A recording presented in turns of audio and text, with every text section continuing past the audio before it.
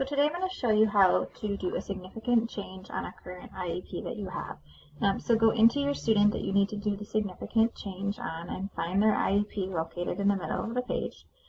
We are going to do a copy. So when we're doing a significant change, we're essentially copying the current IEP. So click on copy.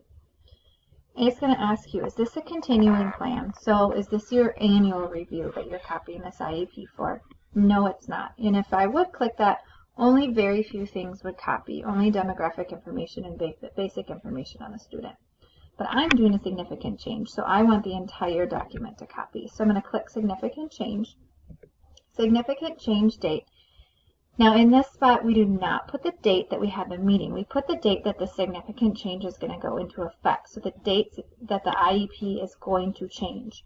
So if today is the 28th, maybe I plan to finish it up tomorrow on the 29th.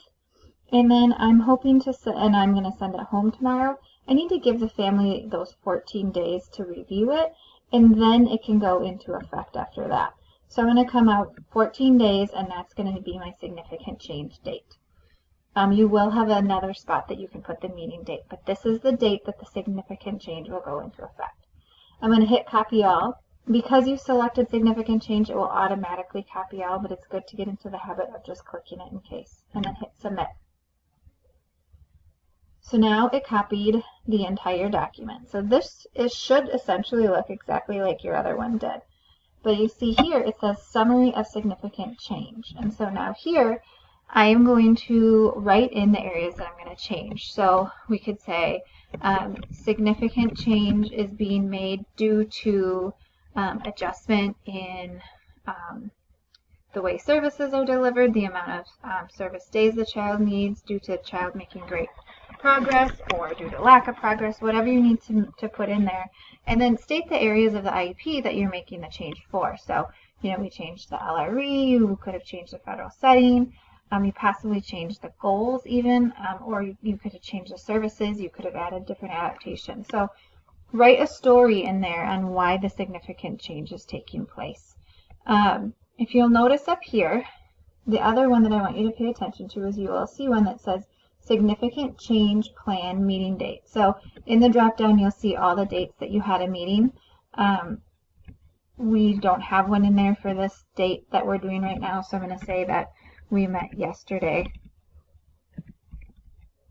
But you're going to usually always have something in the drop down. Because then this will link your attendance. So make sure you're picking something from here.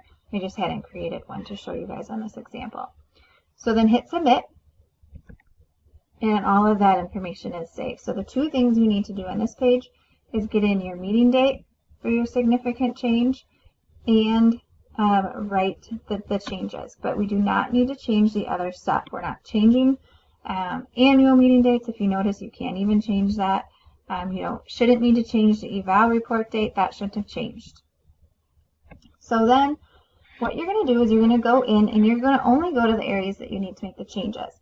So if you need to go and make a change into how their federal setting, you can click on federal setting, change the federal setting, and hit submit. It's as easy as that on all of these other pages. If you are needing to add some extra description into the present level of performance, which is often the case, the current present level that you might have there might not be appropriate. You might want to put an extra narrative. Oops, I did not mean to delete that. You might want to say, in addition, there, it's back, sorry. You might want to add additions from meeting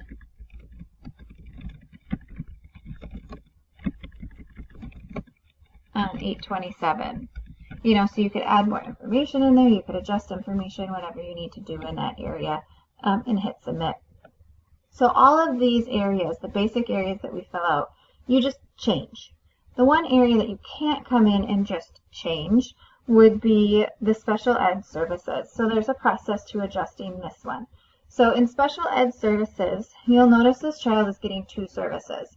They have 2 different sessions of specialized instruction that they go to a day.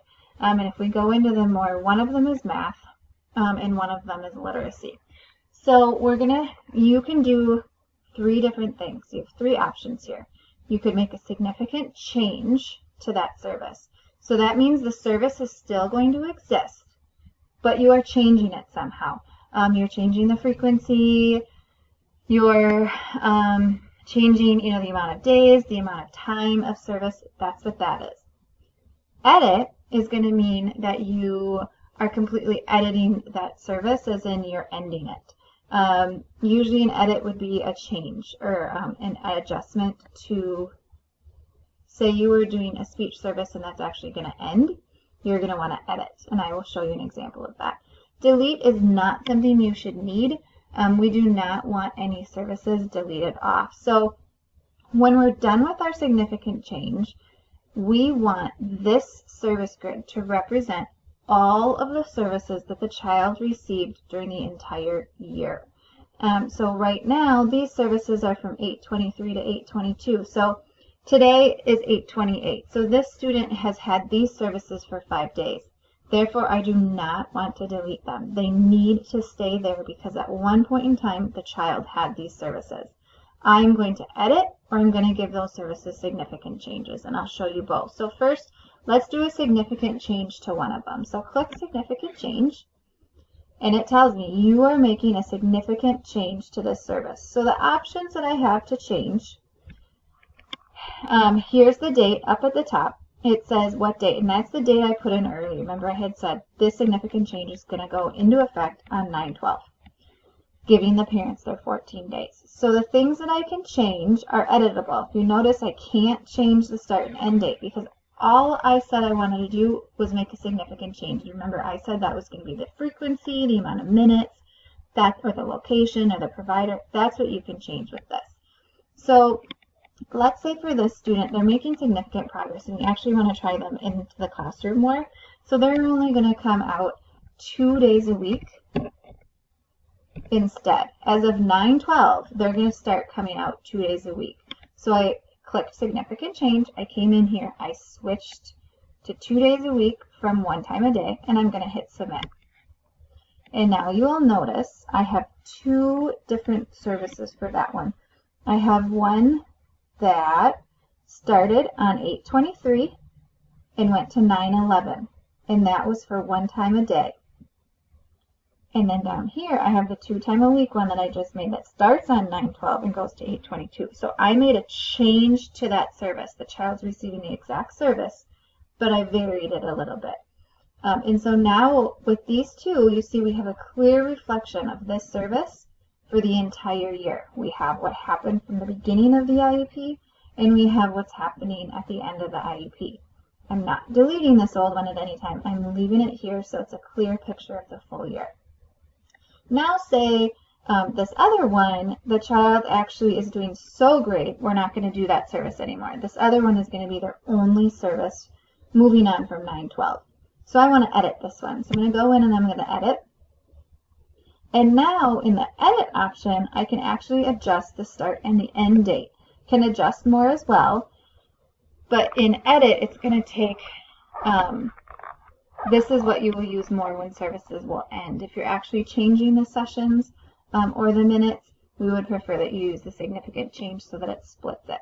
So in edit, I am editing the service and pretty much stopping it at that point. So we are going to give this guy a new end date.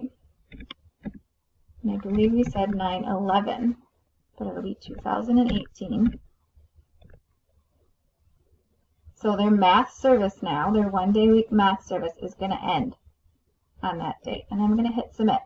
So it didn't split the service for me because I wasn't changing it. I wasn't keeping the service for the entire year and splitting it apart. I was editing the current one that was there because it's actually going to end.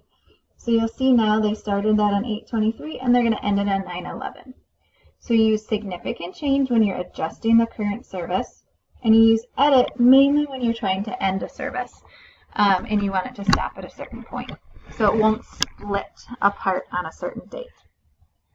So there you go. That's how we do the significant change under, or the special education services part of the significant change. And again, we should not be doing delete.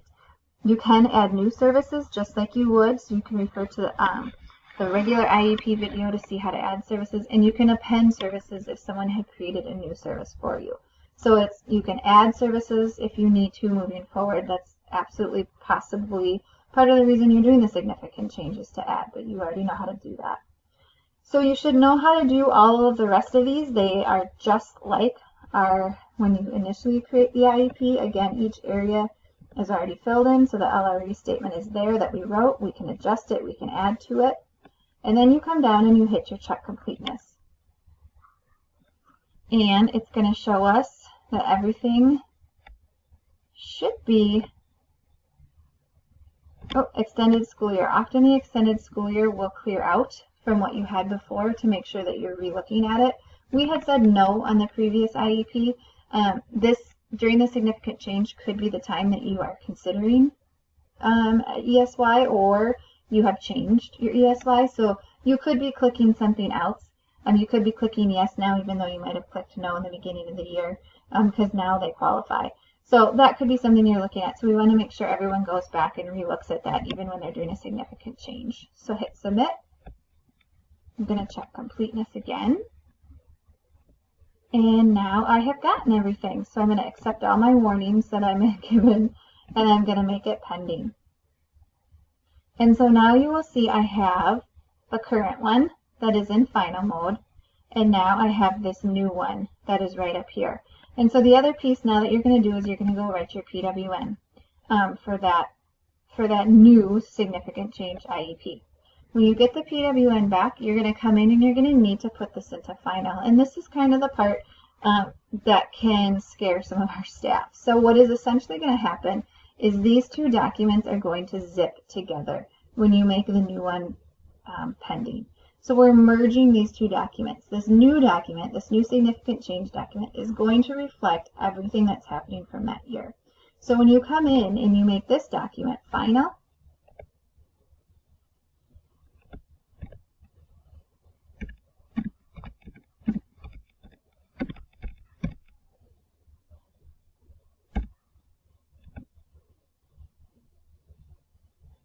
you will see now that I only have one here. I only have the significant change document.